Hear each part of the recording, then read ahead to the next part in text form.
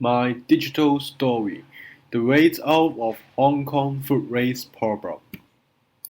Before I start to tell my digital story, I would like to ask you a question first. Have you ever raised any food before? I believe that most of you will answer yes.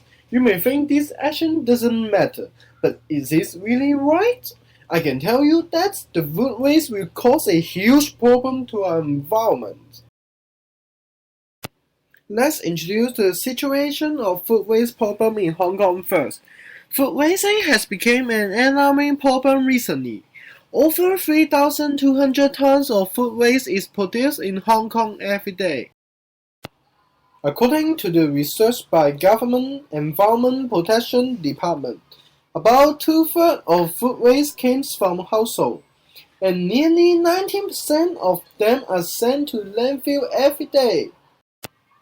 If we do not change our hobby and living style soon, it will not only be making our landfills exhausted in 2019, but it also pollutes our environment by producing greenhouse gases. Before finding the waste out, we need to know what food waste refers to. Actually, food waste generally refers to all food remaining before and after food production, food processing, and food consumption. However, food waste can be divided into two types. First type is unavoidable food waste, like food spill and animal bones, which you cannot reduce. Another one can be avoided, such as leftover from over-ordering. What should we do? The action that we should take is to reduce the avoidable food waste, recycle and reuse the unavoidable food waste in order to reducing the amount of food waste. As the old saying goes, prevention is better than cure. Therefore, you will agree that food waste reduction should be pivotal rather than finding ways to treat the food waste. For primary and secondary students, how can you achieve that purpose? You just have simple thing to do. Before you purchase or order some pollutants, you should think about you can finish it or not first. If not, why don't you put it down? You just take the food which truly satisfies your need.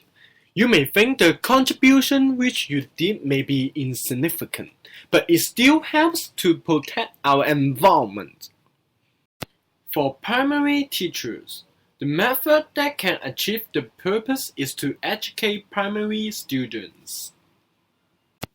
First off, primary teachers could join the workshops which were holding by Green Power.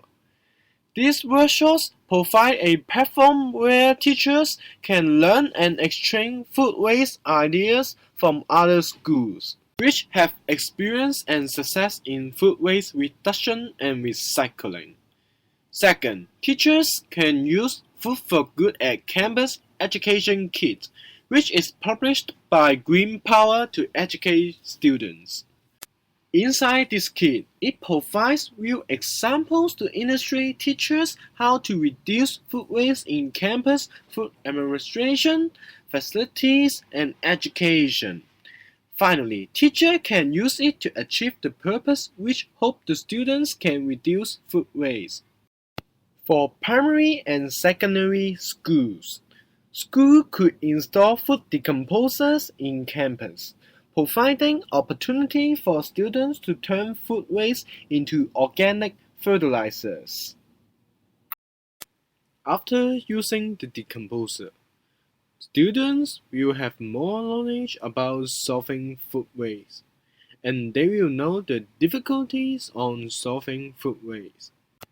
Finally, students will have a sense of starting to change their living style and hobby in order to achieve zero food waste in campus.